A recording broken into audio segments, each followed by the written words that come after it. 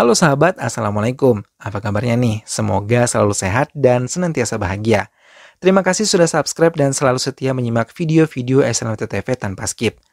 Kali ini SLMT TV kembali hadir menemani waktu bersantai sahabat sekalian dengan sebuah film yang berjudul Karma Yoda.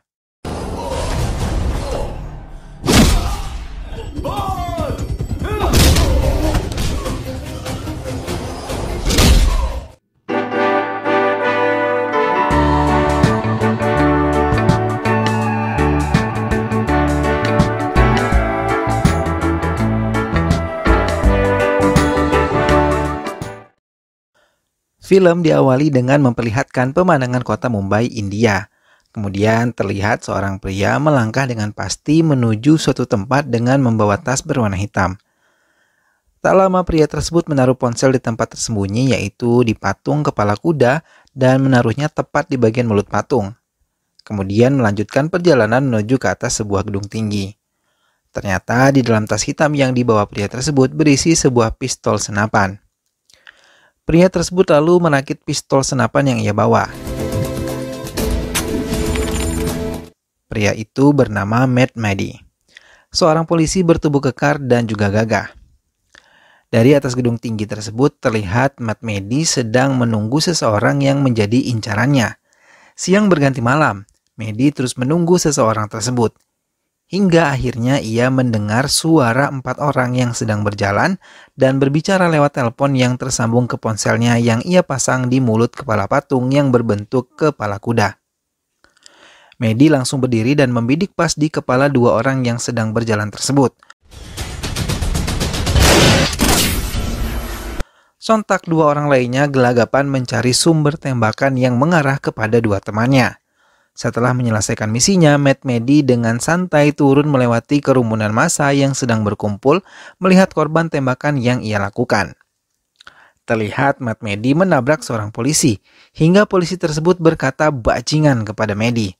Tetapi betapa terkejutnya polisi tersebut ketika mengetahui yang ia tabrak adalah Maddy.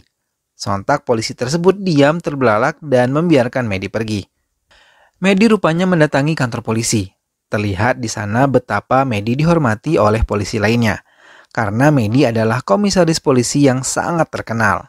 Kemudian saat sedang berjalan, Maddy didatangi oleh salah seorang polisi dan menanyakan dari manakah Maddy selama 2 hari ini menghilang dengan posisi telepon yang terhubung, tapi tak mendapatkan balasan darinya. Dan polisi tersebut bertanya apakah hubungannya Maddy dengan 2 orang yang tertembak mati, yaitu Yusuf Patel dan anak buahnya. Kemudian Maddy terlihat memasuki ruangan komisaris yang tengah mencari keberadaannya. Komisaris menanyakan dari manakah 24 jam ia menghilang dengan telepon yang terhubung tapi tidak ada respons. Maddy menjawab bukan 24 jam lamanya, ia menghilang melainkan 37 jam. Kemudian komisaris juga bertanya kepada Maddy, adakah hubungannya dengan kasus penembakan tersebut. Maddy menceritakan semua aksi yang ia lakukan dalam penembakan tersebut kepada komisaris polisi lalu ia pergi. Scene berpindah memperlihatkan seorang kepala sekolah sedang berpidato di depan para siswa dan juga para dewan guru. Di antara pidatonya, ia menyebutkan kebanggaannya terhadap salah satu muridnya yang bernama Shalani Nair. Shalini cemas menunggu kedatangan para kakaknya pada saat acara itu tengah berlangsung. Kemudian tak lama Shalini dipanggil untuk naik ke atas panggung agar menerima penghormatan dari kolektor distrik Muhammad Riaz. Terlihat di sana betapa bangganya Ibu Shalini melihat anak perempuannya mendapatkan penghargaan tersebut, begitupun juga dengan teman-teman dan dewan guru yang berada di tempat tersebut. Kakak dari Shalini saat itu sedang asik bermain alat musik dalam acara konser meriah di tepi pantai. Di samping panggung, para kakak Shalini dan juga vokalis bandnya terlihat sedang menghitung pendapatan dari konser tersebut. Tak lama kemudian, datanglah gerombolan pria yang terlihat sedang mabuk dan mengusik, mencoba menggoda vokalis wanita band kakak Shalini.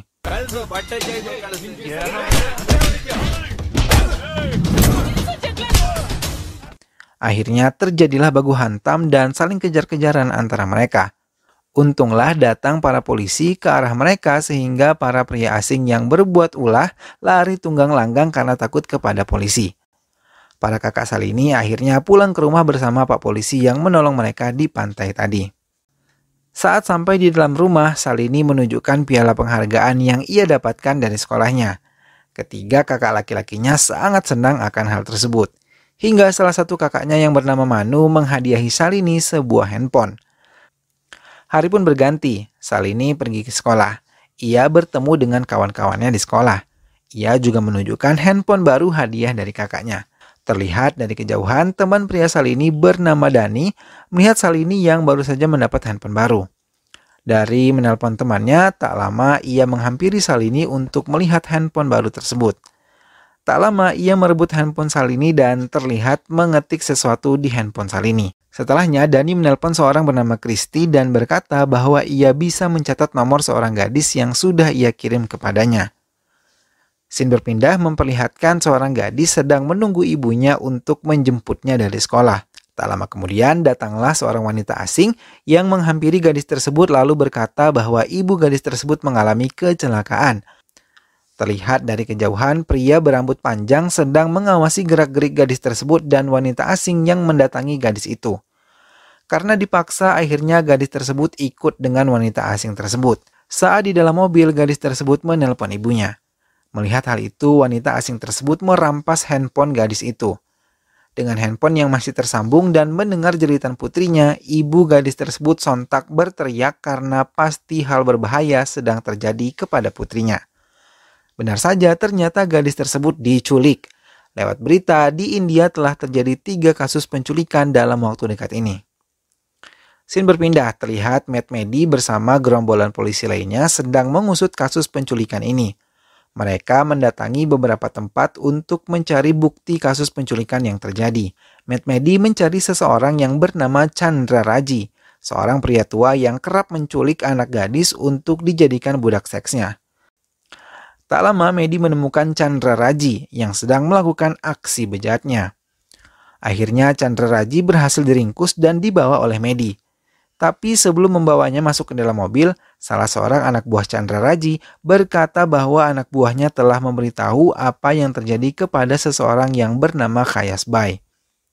Muak dengan ucapan dan gelagat Chandra Raji, akhirnya Medi menembak Chandra Raji tepat di bagian kemaluannya. Medi dan timnya kembali mengusut kasus tersebut. Ia dan timnya mendatangi beberapa tempat. Selanjutnya terlihat ia mendatangi sebuah klub malam untuk mencari seseorang yang bernama Salu. Kemudian terlihat gadis asing yang pada saat itu menculik gadis di depan sekolah. Ia sedang asik menari di tengah kerumunan di dalam diskotik tersebut. Seseorang yang mengintai gerak-gerik wanita asing penculik gadis tersebut ternyata adalah salah satu anak buah Medi. Pria tersebut berkata kepada Medi bahwa wanita itu adalah penculik gadis tersebut. Secara perlahan, Medi dan timnya meringkus gadis itu dan seorang pria lalu membawanya ke toilet diskotik.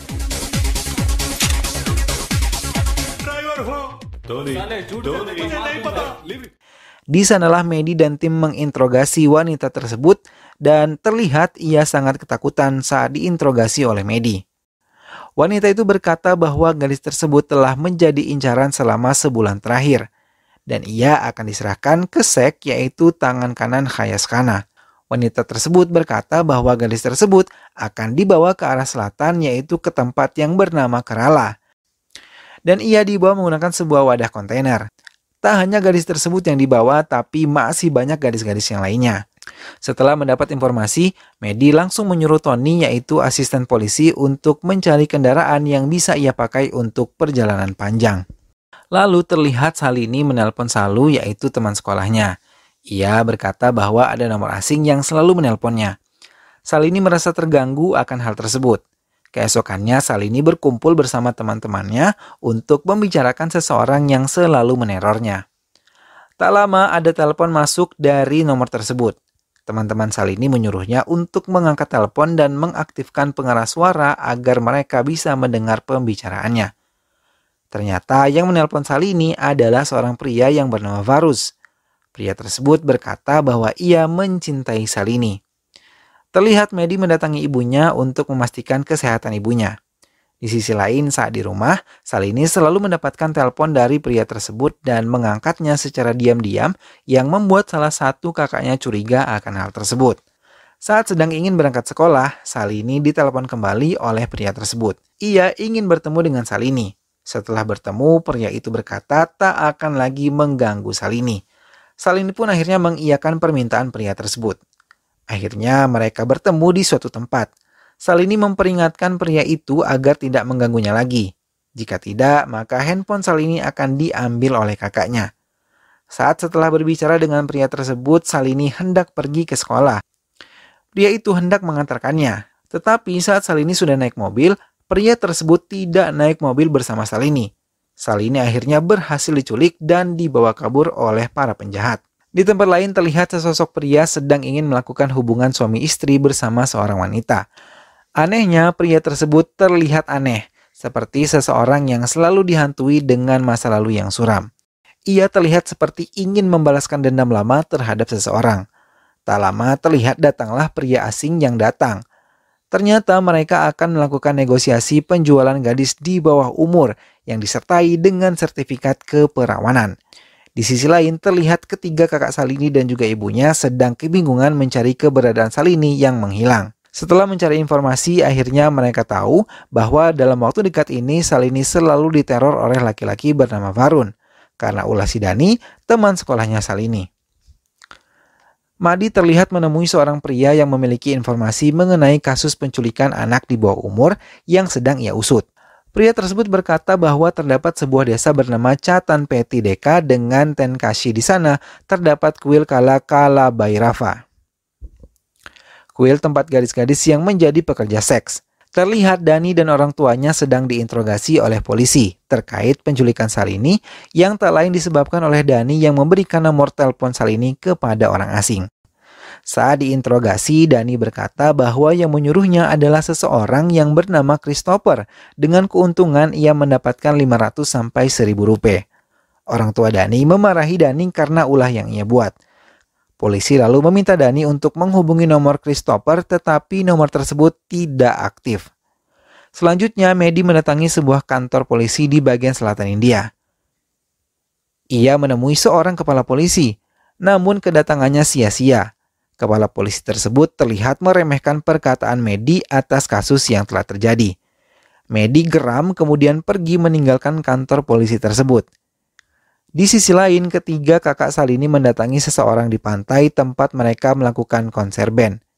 Ia mencoba mencari seseorang yang bernama Christopher, tapi seseorang yang mereka temui tersebut tidak tahu hingga salah satu kakak Salini memberikan nomor telepon yang kerap menghubungi adiknya. Saat ditelepon benar saja nomor itu milik Christopher. Menurut seseorang yang mereka temui, Christopher adalah orang yang menyerang mereka setelah selesai dari konser pada saat itu. Akhirnya ketiga kakak Salini mendatangi Christopher yang sedang berdiri di tepi pantai. Ketiga kakak Salini langsung menghajar Christopher dan teman-temannya dengan membabi buta. Saat sedang ingin menyerang dengan pecahan botol yang kakak Salini bawa, datanglah para polisi. Polisi tersebut membantu menginterogasi Christopher hingga mereka mendapatkan informasi bahwa di balik penculikan tersebut adalah Satan Suni. Ia hanya bertugas mengumpulkan nomor telepon dan menyerahkannya kepada Satan Suni. Medi yang mendapatkan informasi terlebih dahulu mencoba mendatangi Satan Suni di kediamannya. Pada saat memasuki kampung Suni, beberapa orang mengawasi Medi. Ia kemudian menelpon Suni bahwa ada seseorang yang mencurigakan menanyakan Suni dan berkata bahwa ia adalah temannya Suni. Hingga tibalah Medi di kediaman Suni. Suni terlihat sedang menggendong anaknya. Medi berkata kepada Suni bahwa namanya adalah John dan ingin meminta bantuan Suni. Tak menunggu lama, Medi langsung mengancam Suni dengan menodongkan pistol kepada anaknya Suni. Sontak Suni langsung mengiyakan dan ikut Medi dengan pistol yang digenggam Medi di dalam baju Suni. Medi membawa Suni ke sebuah tempat. Ia menggantung Suni di sebuah pohon dan diikat dengan ban dan posisi yang terbalik menghadap ke bawah. Medi terus bertanya kepada Suni mengenai keberadaan gadis yang ada di foto yang Medi bawa. Suni terus-terusan menjawab bahwa ia tak tahu. Karena geram, akhirnya Medi memotong jari Suni dengan alat yang ia bawa. Suni berkata bahwa dia hanya berurusan dengan kasus penculikan 4 orang gadis yang terjebak ke Dubai. Suni menyebutkan nama baru pada kasus ini yaitu Surab dan Anup. 2 orang ini mengemas gadis perawan menuju luar negeri dan sebagian dijual di pasar India. Tak lama kemudian datanglah temannya Medi. Pria tersebut melihat Medi memperlakukan Suni dengan sangat ganas. Tak berhenti di situ, Medi berencana akan membakar Suni dengan meletakkan bakaran ban tepat di dekat tubuh Suni yang tergantung. Teman pria Medi sangat terkejut melihat hal yang dilakukan oleh Medi. Dengan cepat, ia mencoba mencegah perbuatan yang Medi lakukan. Kemudian Medi berkata kepada temannya itu mengapa ia bisa bersikap seperti itu kepada Suni. Dan betapa terkejutnya, hal yang mendasari perlakuan keji Medi kepada Suni adalah karena gadis cantik di dalam foto korban penculikan tersebut adalah anak gadis Medi.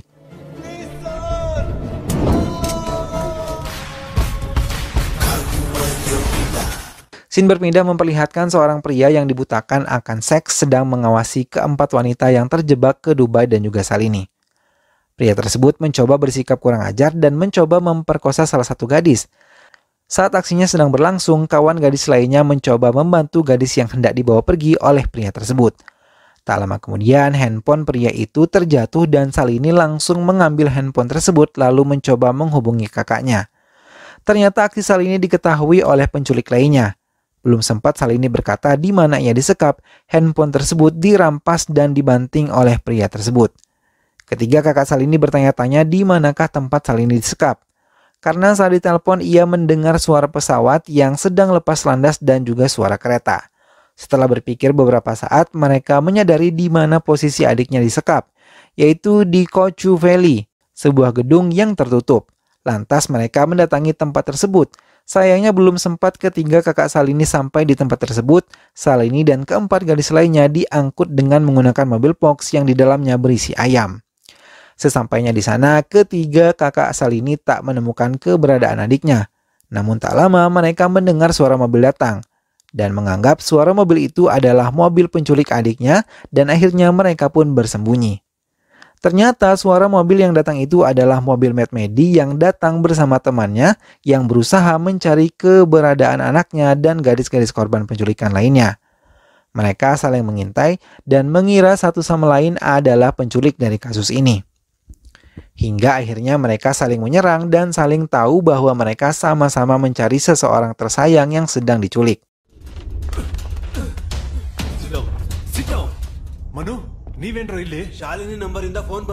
Ternyata teman Medi kenal dengan ketiga kakak Salini. Ia berkata bahwa mereka akan berguna dalam pencarian tersebut karena mereka akrab dengan jalan yang ada di Kerala dan Tamil Nadu. Di sisi lain, ternyata para gadis yang diculik tersebut diberi injeksi berupa suntikan agar mereka tertidur dan tak memberontak. Tak lama saat dalam perjalanan, mobil yang berisi gadis-gadis tersebut pun berhenti. Ternyata mereka ingin memasukkan satu korban penculikan lagi ke dalam mobil box itu, yang tak lain dan tak bukan adalah anak gadisnya Medi. Saat sedang dalam perjalanan bersama dua kakak Salini, Medi mendapat telepon dari temannya bahwa gadis-gadis korban penculikan akan dibawa ke daerah yang bernama Thothukudi, yang tak jauh dari jalur laut internasional dan akan diserahkan ke kapal di perairan internasional. Seorang pria dan pasangan wanita yang tak lain tak bukan adalah dalang dari penculikan gadis remaja sedang melakukan aksinya. Pria tersebut terus menanyakan perihal penculikan gadis Mumbai yaitu anak Medi, karena ia harus segera dikirim dari pelabuhan India secepat mungkin. Mobil yang mengangkut para gadis terlihat berhenti sejenak untuk sekadar berhenti di tepi danau agar mereka bisa minum air danau sejenak. Salah satu gadis tersebut mencoba kabur tetapi kembali berhasil ditangkap. Saat sedang akan masuk ke dalam mobil, pria yang haus akan seks tersebut mencoba mengganggu Salini. Hingga salah satu gadis yang terjebak di Dubai memberanikan dan mengorbankan dirinya menggiring pria bejat tersebut ke tepi jurang dan membawa mereka berdua jatuh ke dalamnya.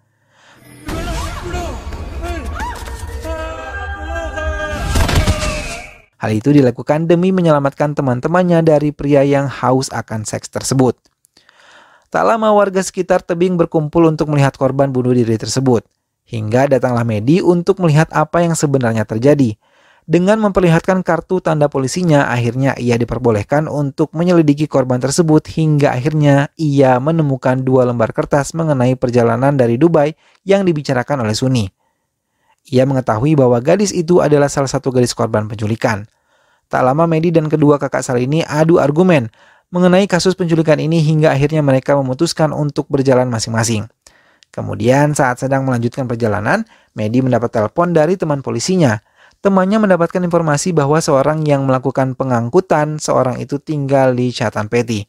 Pria tersebut penuh kekuatan. Para polisi dan politisi berada di bawah kendalinya. Kemudian scene berpindah memperlihatkan seorang pria yang berkuasa di Chatan Peti. Ia sedang melakukan intimidasi terhadap seorang pria. Tak lama ia mendapat telepon dari Galena, yaitu wanita yang menjadi dalang dalam kasus tersebut. Ia menginginkan gadis Mumbai tersebut dalam keadaan aman karena akan segera cepat dikirim dan dijual. Hingga akhirnya mobil yang mengangkut para wanita korban penculikan berhenti dan gadis Mumbai yang tak lain adalah anaknya Mehdi dipisahkan dari rombongan korban penculikan lainnya. Scene berganti memperlihatkan kedua kakak Salini sedang lari dikejar oleh gerombolan anak buah pria yang tinggal di Chatan Peti. Tak lama datanglah Mehdi. Mehdi berhasil menghabisi gerombolan tersebut dengan dibantu dua kakak Salini.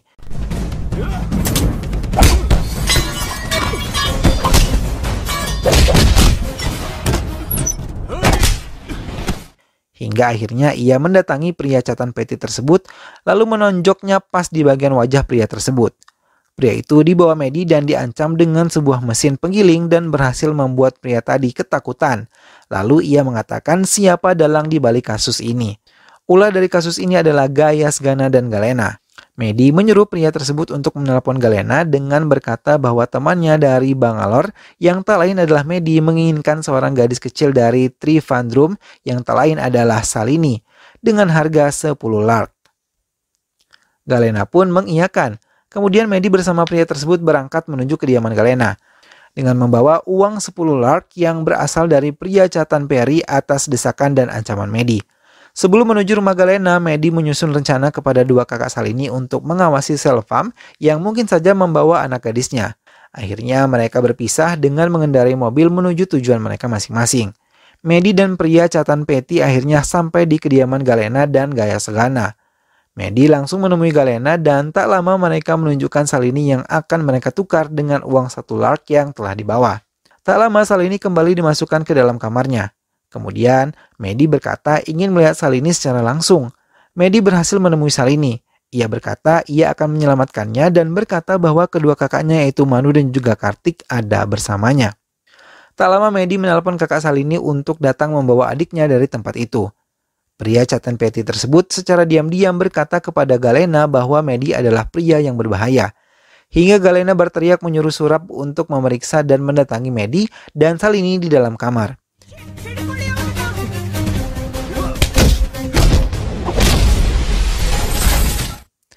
Tak lama datanglah kedua kakak Salini dan berhasil mengamankan adiknya tersebut. Kemudian dengan pistolnya Mehdi mengancam Galena dan menanyakan keberadaan anak gadisnya.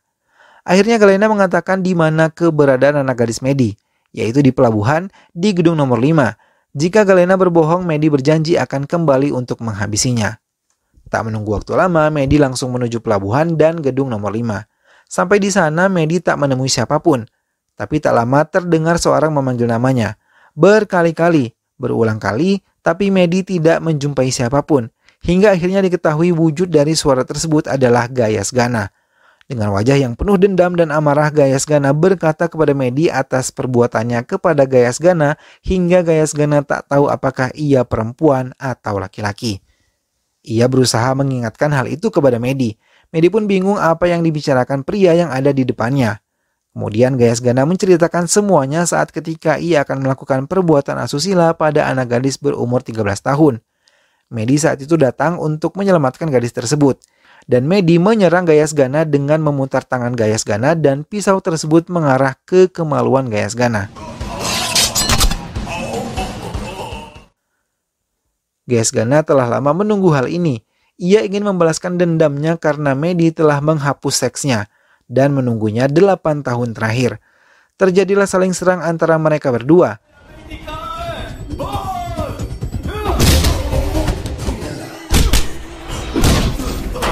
Mehdi terlihat begitu putus asa karena Gayas Gana tak mau memberitahu keberadaan putrinya walaupun sudah babak belur Gayas dibuatnya. Ia tak mengetahui di wadah mana anaknya berada, dengan banyak wadah kontainer yang ada di sana. Saat sedang memperhatikan semua wadah di sana, ia tertuju pada wadah kontainer yang bertuliskan Selvam yang sedang diangkat menggunakan alat berat.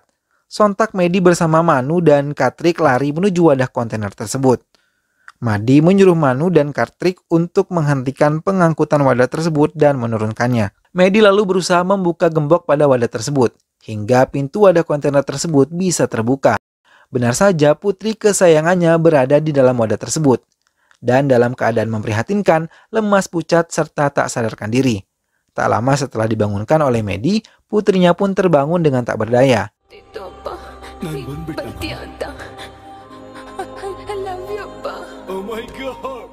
Ada banyak bekas suntikan di tangan putrinya, yaitu suntikan injeksi agar ia dalam keadaan lemah tak sadarkan diri. Kemudian Medi membawa putrinya dengan membopongnya. Medi pun akhirnya membawa pulang anak gadisnya dengan senyum lega dan bahagia. Film pun selesai. Nah sahabat, itulah tadi alur cerita film Karma Yoda. Semoga sahabat semua terhibur setelah melihat alur cerita film ini ya. Terus saksikan video-video SLMT TV yang lain. Dukung terus SLMT TV dengan cara klik like, komen, share, dan juga subscribe. Sampai jumpa lagi di video-video selanjutnya. Terima kasih sudah menyimak video ini sampai akhir. Sampai jumpa lagi sahabat, sehat selalu dan wassalamualaikum.